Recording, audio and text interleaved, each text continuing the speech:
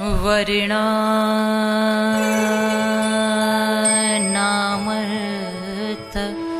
संघाना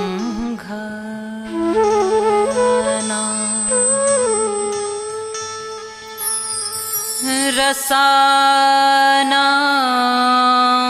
छन्दसामपि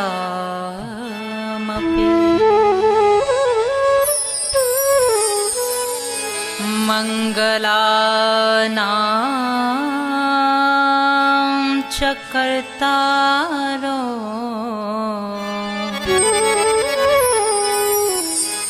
वन्दे वाणी विनायकम्।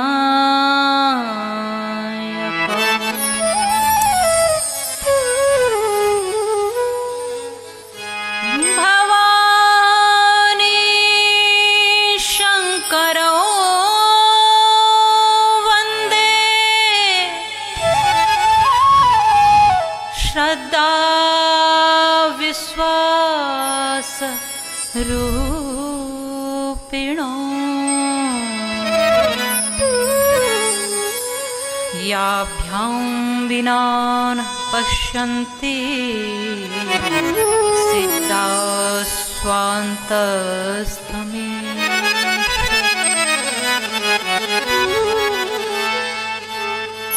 वर्णानां रसानां, वर्ण रस छंद शब्द सबकी देने वाली कौन है? माँ सरस्वती, वीणा वादिनी माँ।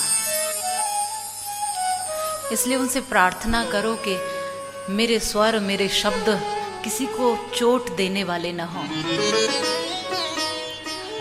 हमारी वाणी पर जिव्या पर विराजमान हो जाओ माँ सरस्वती, और हमारे द्वारा जो शब्द कहे जाएं वो सबके हृदय को प्रिय लगने वाले हों। वो प्रभु की आरती ही करें, वो किसी को कटु शब्द न कहें। इसलिए सर्वप्रथम यहां मां सरस्वती को प्रणाम किया है तुलसीदास जी ने, फिर गणपति को प्रणाम किया है, और श्रद्धा विश्वास के रूप में भगवान शंकर और माँ भवानी को प्रणाम किया। श्रद्धा विश्वास रूपणे माँ भवानी है श्रद्धा का रूप, और भोलेनाथ हैं विश्वास का प्रतीक। हमारी श्रद्धा अटूट हो और सब में हो, पर विश्वास तो राम जी के चरणों में हो। श्रद्धा हमारी सब में हो सकती है, लेकिन विश्वास सब में नहीं होता। विश्वास मेरे इष्ट के चरणों में पूरा होना चाहिए। श्रद्धा विश्वास रूपिणो, साक्षात भोलेनाथ विश्वास का प्रतीक हैं और माँ भवानी श्रद्धा का प्रतीक हैं। और वही श्रद्धा विश्वास हृदय में धारण करके जब भक्त बैठता है तो उसके जीवन में कुछ परिवर्तन होता है, उसका जीवन ही कथा बन जाता है।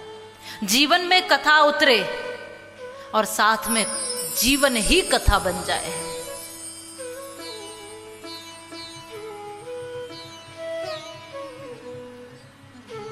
और ऐसी कृपा जो इस कथा को श्रवण कराने की कृपा करते हैं वो हमारे संत, हमारे गुरुजन, हमारे आचार्य। साक्षात ये जो ज्ञान है वो शास्त्रों से, वेदों से निकला हुआ है, जो महापुरुषों तक पहुंचा है, और महापुरुषों के द्वारा, ऋषि मुनियों के द्वारा ये विद्वानों तक आया है, और विद्वानों के द्वारा एक एक जन तक पहुंचाया जा रहा है। इसमें किसी का कोई अपनी तरफ से मिलाया हुआ एक शब्द भी नहीं है। ये जो कुछ भी हम बोलते हैं, ये जो कुछ भी हम सुनते हैं, ये जो भी हम कह पा रहे हैं, ये सब उनका दिया हुआ प्रसाद ही तो है। तुलसीदास जी ने जो हमें दिया, जो हमें परोसा, उसको हम आपको परोस रहे हैं, और उसको कितने आनंद से आप अंदर उतारोगे ये आप सबके ऊपर है।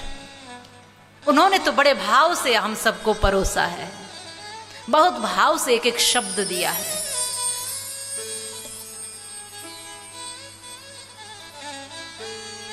तुलसीदास जी को राम बोला कहते थे, क्योंकि उनकी प्रीति राम जी के चरणों में। राम राम राम राम राम राम। और ये राम नाम कोई सामान्य नहीं है। हम कहते हैं ना, राम रसायन तुमरे पासा, बजरंगबली के लिए कहा। राम रसायन है। राम जी का नाम एक रसायन है, एक ऐसा केमिकल है जो अंदर से ठीक करता है, जो भीतर से ठीक करता है। राम रसायन तुमरे पासा, जिसको राम जी का आसरा हो वो किसी स्थिति में नहीं टूटता है।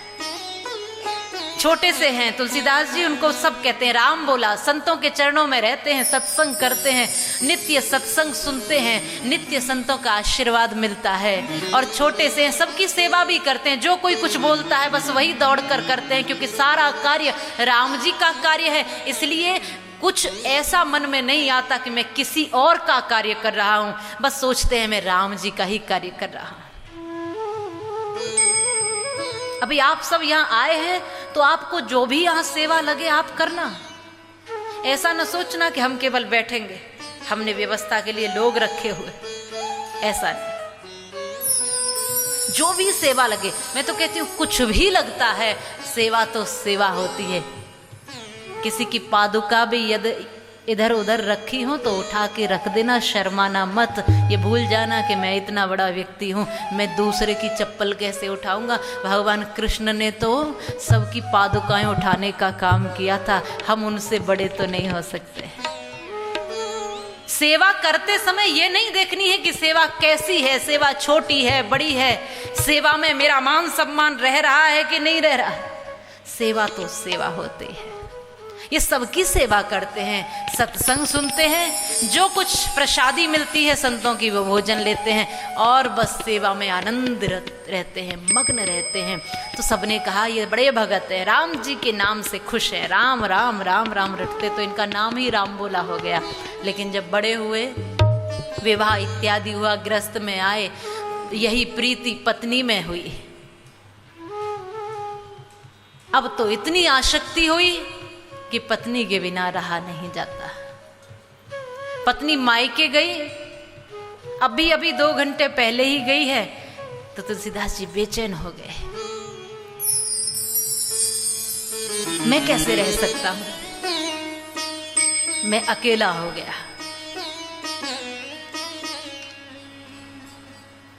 और एक बात याद रखना, भीड़ में रहना आसान है, अकेले रहना बहुत मुश्किल है।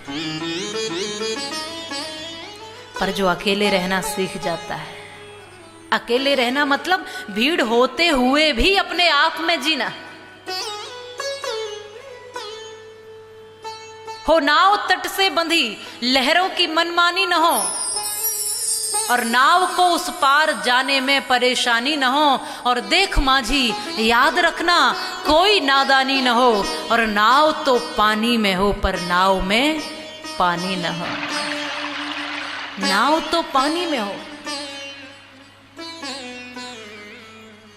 नाव तट से बंधे, पानी में नाव चले तो चले, मत नाव में पानी आने दो। और संसार में बेशक मन जाए, मन में संसार न आने दो। तुम संसार में घूमो, क्योंकि आपकी परीक्षा समाज में ही होगी, हिमालय की चोटी पर नहीं। संसार में रहना ही है, और जाओगे कहां? रहना तो सब में है, लेकिन सब में रहकर भी जो आत्मा राम बन जाए, जो अपने में मग्न रहना सीख जाए, जिसको किसी की कमी न खले। क्योंकि जो पूर्णानंद को समझ लेता है, जो अपनी हस्ती को समझ लेता है, जो अपनी मस्ती को समझ लेता है, वो भीड़ में रहते हुए भी अकेला है, और अकेले रहते हुए भी सबके साथ रहना सीख जाता है। न उसको भीड़ से समस्या होती है, और न अकेले में कोई भय लगता है।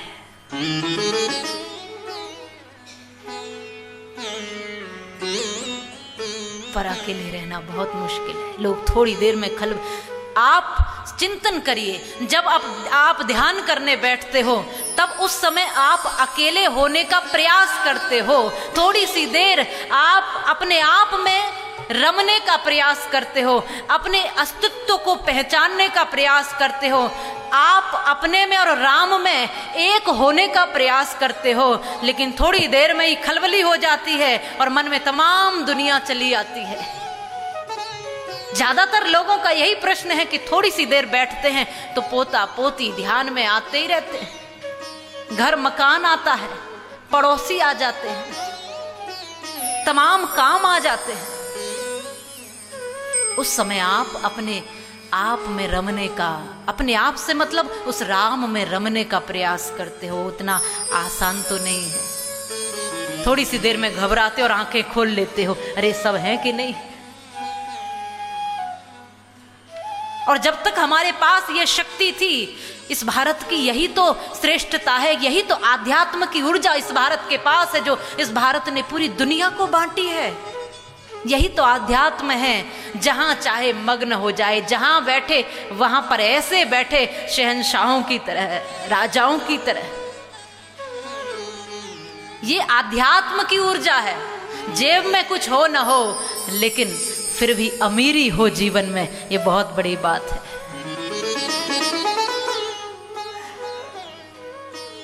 तभी कहा कि फकीर वो फकीर क्या जिसका दिल अमीर न हो, और अमीर वो अमीर क्या जिसका दिल फकीर न हो।